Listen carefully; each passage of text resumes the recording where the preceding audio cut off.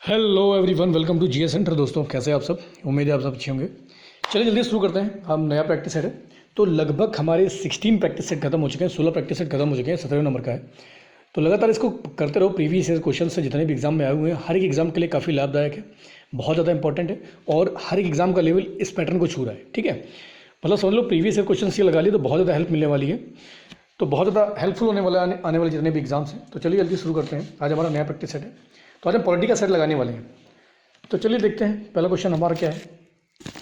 हमारा पहला क्वेश्चन है कि भारत के संविधान सभा का गठन किसके आधार पर किया गया। तो भारतीय संविधान सभा का जो गठन किया गया था किसके आधार पर किया गया था? क्रिप्स मिशन के आधार पर, कैबिनेट मिशन के आधार पर, माउंट बैटन योजना के आधार पर या नन ऑफ द अबव, किसके आधार पर किया गया था? तो ये आपका क्या किस पे किया गया था, जल्दी बताएंगे। संविधान सभा गठन क्या क्रिप्स मिशन? तो क्रिप्स मिशन कब आया था? 1942 में आया था। ठीक है, ध्यान रखिएगा। माउंट बैटन योजना कब आई थी? कितने जुलाई को थी ये? 4 जुलाई को।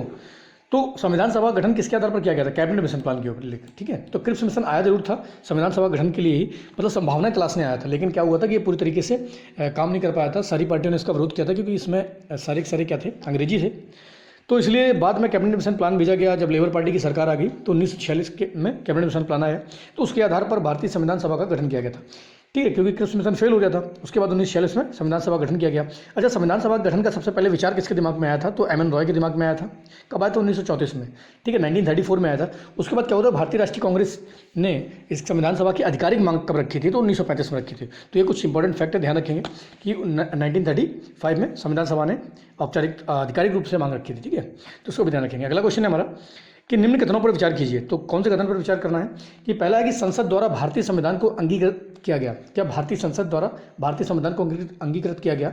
दूसरा है कि 26 नवंबर 1949 को संविधान पूर्ण रूप से लागू हो गया। तो दोनों में से कौन सा क्वेश्चन सही है? पहला सही है। क्या संसद द्वारा भारतीय संविधान को अंगीकृत किया गया था? संसद ने किया था क्या? तो बिल्कुल नहीं, संसद उस समय थी ही नहीं, संविधान सभा। तो संविधान सभा द्वारा भारतीय संविधान को अंगीकृत किया गया। इस टाइप के क्वेश्चन बहुत ज़्यादा एग्जाम में आते हैं, ध्यान रखना है। छोटी छोटी माइनर गलतियां हैं और अगर आप सही से थोड़ा पढ़ के नहीं जाते हैं तो ये क्वेश्चन सॉल्व नहीं कर पाएंगे। तो संसद द्वारा नहीं किया गया था, भारतीय संविधान द्वारा किया गया था। तो पहला गलत हो गया है। दूसरा क्या है कि 26 नवंबर 1949 को संविधान पूर्ण रूप से लागू हो गया। तो पूर्ण रूप से 26 जनवरी को लागू हुआ था, आंशिक रूप से 26 नवंबर को लागू हो गया था। तो ध्यान रखेंगे इसमें से कौन सा सही है पूछ रहा है, तो कौन सा सही है जल्दी बताएंगे। तो दोनों ही गलत हैं। तो इसका क्या हो जाएगा? D is the right answer हो जाएगा, ना तो एक ना दो। तो इस टाइप के काफ़ी क्वेश्चन आते हैं, ध्यान रखना क्या पूछ रहा है, कौन सा सही कौन सा गलत है। तो डी आपका राइट हो जाएगा, ना तो एक ना दो। ठीक है, ध्यान रखेंगे। अगला क्वेश्चन है हमारा कि संविधान सभा के गठन से संबंधित निम्नलिखित कथनों पर विचार कीजिए। कौन से कथन है? कथन पहला है कि 1934 में भारतीय राष्ट्रीय कांग्रेस ने संविधान सभा के गठन की मांग को पहली बार अपनी अधिकृत नीति में शामिल किया था 1934 में। दूसरा है कि भारत में संविधान सभा का गठन दिसंबर 1946 में किया गया। तो दोनों में से कौन सा सही है? क्या 1934 में पहली बार किया गया था?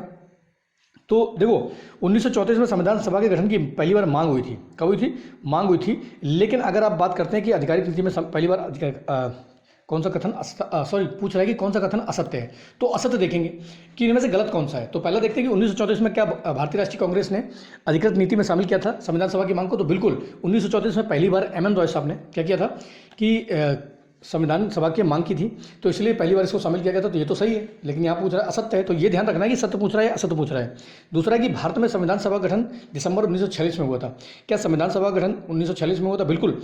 तो दिसंबर 1946 से लेकर आपका 1949 नवंबर 1949 जो था तब तक संविधान सभा ने काम किया था। तो दोनों ही कथन सत्य हैं। जब दोनों सत्य हैं तो असत्य कौन सा है? तो इनमें से कोई नहीं। तो डी हो जाएगा, ना तो एक ना ही दो। तो इस टाइप के क्वेश्चन बहुत सोच समझ के कर रहे हैं, बहुत आराम से कर रहे हैं, बिल्कुल भी कंफ्यूज नहीं होना है, बहुत बहुत सही तरीके से अटेम्प्ट करना है इसको। तो एलिमिनेट करेंगे और थोड़ा सा अच्छा नॉलेज लेके जाएंगे हम एग्जाम देने के लिए। ठीक है, अगला हम क्वेश्चन देखते हैं। क्वेश्चन नंबर 4 है हमारा कि संविधान निर्माताओं से संबंधित सही कथन बताएं। तो संविधान के निर्माता जो थे उनसे संबंधित सही कथन यहाँ पर दिए गए हैं, उन पर विचार करते हैं। कि संविधान सभा में अनेक सदस्य ऐसे थे जो कांग्रेसी नहीं थे, तो बताएंगे, आगे देखते हैं। दूसरा पढ़ते हैं, संविधान सभा में समाज के अलग अलग समूहों का प्रतिनिधित्व था। तीसरा है कि संविधान सभा के सदस्यों की विचारधारा एक समान थी। ये चौथा है महात्मा गांधी संविधान सभा के सदस्य थे। तो इसमें से पूछ रहा है कि कौन सा सही कथन है, कौन सा सही है। तो सबसे पहले हम देखते हैं डी, क्वेश्चन नंबर 4 कि क्या महात्मा गांधी संविधान सभा के सदस्य थे? तो बिल्कुल नहीं, महात्मा गांधी संविधान सभा के सदस्य नहीं थे। और जब महात्मा गांधी संविधान सभा के सदस्य नहीं थे तो आपका चौथा ऑप्शन गलत हो जाएगा। तो देखते हैं किसमें चौथा है। तो चौथा ये खत्म हो गया, इसको हटा दो और ऑल ऑफ दिस को हटा दो। तो दो तो हमने एलिमिनेट कर दिए। अब तीसरा पॉइंट देखते हैं कि संविधान सभा के सदस्यों की विचारधारा एक समान थी। नहीं, संविधान सभा में आपके कांग्रेस के भी लोग थे, मुस्लिम लीग के लोग भी थे, अदर पार्टी के भी थे, कम्युनिस्ट पार्टी के भी, तो बहुत सारी पार्टियों के लोग थे, भिन्न भिन्न पार्टियों के लोग थे। और हर पार्टी की अपनी एक अलग विचारधारा होती है। ठीक है, आज के समय भी अगर आप देख लेते हैं तो हर पार्टी की अपनी एक अलग विचारधारा है, लेकिन किसी प्रमुख मुद्दे पर सारी पार्टियां एक सब इकट्ठे आ जाती हैं। तो ये भी हमारा गलत हो जाएगा कि संविधान सभा के सदस्यों की विचारधारा एक समान थी, तो बिल्कुल नहीं। तो तीसरा भी हमारा एलिमिनेट हो गया। तो चौथा हमारा हो चुका था, तो ऑल ऑफ दिस हमारा खत्म हो गया था, तीसरा भी एलिमिनेट हो गया। तो यहाँ पर कितना बचा? केवल 1 और 2। तो केवल 1 और 2 को ही आप बिना पढ़े टिक लगा सकते हैं, लेकिन हम देखते हैं क्या दिया गया है 1 और 2 में। 1 और 2 में संविधान सभा में अनेक सदस्य ऐसे थे जो कांग्रेसी नहीं थे। बिल्कुल, बहुत सारे लोग कांग्रेसी नहीं थे। देसी देखो उसमें देसी रियासतों को भी शामिल किया गया था, मुस्लिम लीग के लोग भी थे संविधान सभा में। ठीक है, और भारतीय समाज संविधान सभा में समाज के अलग अलग समूह का प्रतिनिधित्व, बिल्कुल अलग अलग समूह, चाहे हिंदू हो, मुस्लिम हो या अन्य हो, ठीक है, तो सिख हो, उनका सबका अलग अलग समूह का प्रतिनिधित्व दिया गया था संविधान सभा में। तो हमारा 4 का राइट आंसर क्या हो जाएगा? 4 का B is the right answer हो जाएगा। ठीक है, ध्यान रखेंगे इसको। सॉरी, बी नहीं होगा, ए इज द राइट आंसर हो जाएगा, 1 और 2 ओनली। नेक्स्ट हमारा क्वेश्चन आ जाता है कि निम्नलिखित में से कौन सही सुमेलित है? कौन सा सही सुमेलित है? देखते हैं कि वल्लभ भाई पटेल अंतरिम सरकार के गृह मंत्री और सूचना व प्रसारण मंत्री थे। तो पहला है राजेंद्र, दूसरा है राजेंद्र प्रसाद संविधान सभा के उपाध्यक्ष थे। कौन सा सही सुमेलित? सही करना है। क्या अध्यक्ष थे संविधान सभा के? दूसरा एच.सी. मुखर्जी भारतीय संविधान सभा के उपाध्यक्ष थे। और चौथा है जॉन मथाई। जॉन मथाई अंतरिम सरकार में उद्योग और आपूर्ति मंत्री थे। तो चारों में कौन सा सही है? तो बताइए कौन सा सही है। क्या वल्लभ भाई पटेल जो थे, वल्लभ भाई पटेल साहब क्या अंतरिम सरकार में गृह मंत्री थे? तो बिल्कुल सही है कि अंतरिम सरकार में गृह मंत्री थे वल्लभ भाई पटेल। तो पहला तो सही हो जाएगा, तो पहला सही है, तो तीसरा हटाओ इसको, तीसरा एलिमेंट हो गया क्योंकि पहला तीसरे में नहीं है, तो एक हमने ऑप्शन हटा दिया। दूसरा देखते हैं कि राजेंद्र प्रसाद। तो राजेंद्र प्रसाद जी संविधान सभा के अध्यक्ष थे। ठीक है, राजेंद्र प्रसाद जी संविधान सभा के अध्यक्ष थे। तो दूसरा भी हमारा सही हो जाएगा। तो दूसरा भी जब सही हो जाएगा तो हमारा पहला दूसरा तो हो गया, तो अब इसको भी हटा दो। तो ए और सी एलिमिनेट हो गए, अब बचे हैं बी और डी। तो तीसरा देखते हैं एच.सी. मुखर्जी। तो एच.सी. मुखर्जी साहब क्या संविधान सभा के उपाध्यक्ष थे? तो संविधान सभा के उपाध्यक्ष 2 उपाध्यक्ष थे। तो जल्दी से बताएंगे एच.सी. मुखर्जी के साथ और कौन था? तो ये तीसरा भी सही हो जाएगा। तो हमारा देखो तीसरा भी जब सही हो गया है तो यहाँ चौथा है, तो मतलब हमें पता होगा कि D is the right answer होगा, ऑल ऑफ दिस। क्योंकि यहाँ पर तीसरा ऑप्शन नहीं दिया है तो बी भी एलिमिनेट हो गया, तो D is the right answer हो जाएगा। बिना पढ़े आप लगा सकते हैं इसको। नेक्स्ट ऑप्शन को कि जॉन मथाई अंतरिम सरकार में उद्योग और एवं आपूर्ति मंत्री थे। तो बिल्कुल सही है कि जॉन मथाई साहब अंतरिम सरकार में उद्योग एवं आपूर्ति मंत्री थे। तो चारों के चारों ही ऑप्शन आपके सही है। तो इसका राइट आंसर क्या हो जाएगा? All of these. ठीक है, नेक्स्ट हम क्वेश्चन देखते हैं कि वल्लभ भाई पटेल के बारे में कौन सा सत्य है। तो इस टाइप के क्वेश्चन बहुत ज़्यादा पूछ देते हैं कि वल्लभ भाई पटेल के बारे में कौन सा सत्य कथन है। तो यहाँ पर देखते हैं, पहला है कि ये संविधान सभा की मौलिक अधिकार अल्पसंख्यक तथा प्रांतीय मामलों के समितियों से संबंधित थे। तो पटेल साहब जो थे, क्या ये संविधान के मौलिक अधिकार और अल्पसंख्यक समिति से संबंधित थे? दूसरा है कि इन्होंने रियासतों का भारत संघ में विलय करवाने में महत्वपूर्ण भूमिका निभाई। तो ये तो हर एक बच्चे को पता होगा कि बिल्कुल सही राइट आंसर है। तो दूसरा जब सही है तो दूसरा सब में दिया हुआ है। ठीक है, चलिए तीसरा देखते हैं। ये स्वतंत्र भारत के पहले उप प्रधानमंत्री और पहले गृह मंत्री थे। तो पहले उप प्रधानमंत्री और ये पहले गृह मंत्री थे।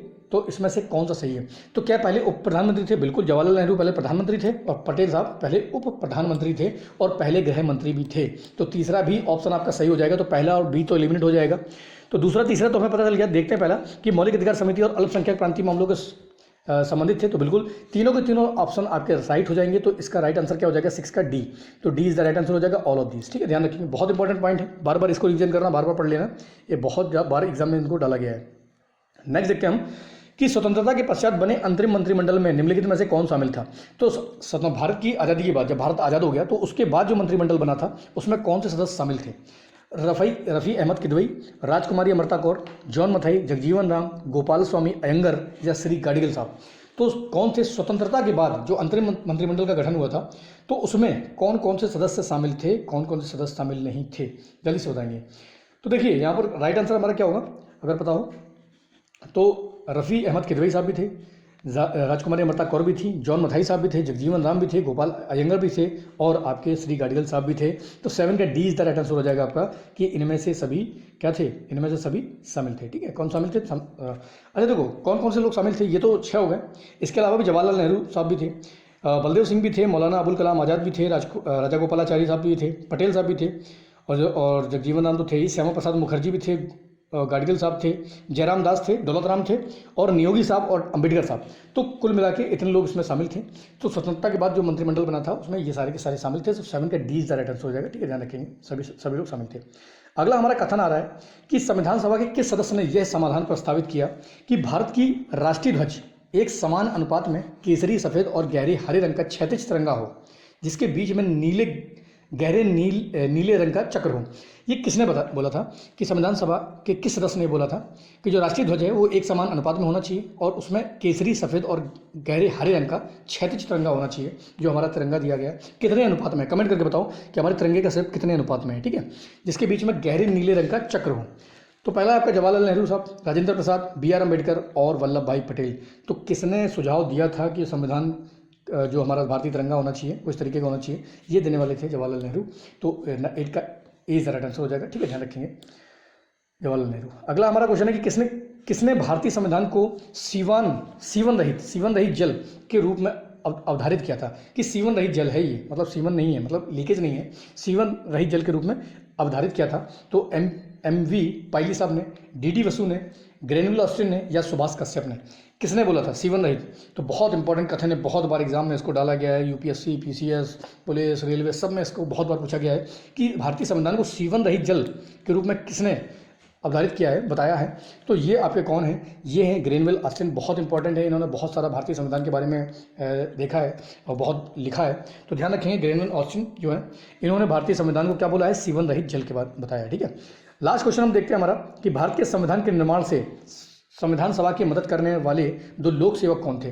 तो भारत के संविधान के निर्माण में संविधान सभा की मदद किसने करी थी, और वो 2 लोक सेवक भी थे। क्या BN राव और KM मुंशी साहब थे, SN मुखर्जी साहब, कृष्णस्वामी अय्यर, BN राव या SN मुखर्जी या KM मुंशी और कृष्णस्वामी अय्यर। तो कौन से ऐसे 2 पर्सन थे जो जिन्होंने संविधान के निर्माण में मदद भी करी थी और वो लोक सेवक भी थे, मतलब आप सिविल सर्वेंट बोल सकते हैं और वो लोक सेवक भी थे। तो कौन थे 2 लोग, जल्दी से बताएंगे।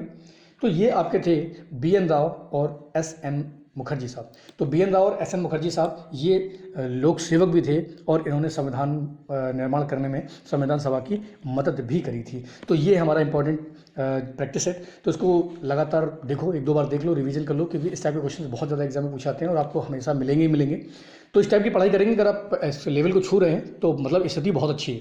अगर लेवल नहीं छू रहे हैं, नहीं छू पा रहे हैं, वैसे अगर जिन्होंने पढ़ा है तो कर ले रहे होंगे अधिकतर क्वेश्चन, और नहीं कर पा रहे हैं तो दैनिक दशा थोड़ी सी और ज़्यादा मेहनत करने की ज़रूरत है। तो काफ़ी मेहनत करो क्योंकि समय ज़्यादा नहीं बचा हुआ है, 2024 से पहले जॉब ले लो। तो चलिए लगातार हम प्रैक्टिस सेट की सीरीज सॉल्व करते रहेंगे। आज के लिए इतना ही बहुत है। लगातार पढ़ाई करो, लगातार मेहनत करो। जय हिंद।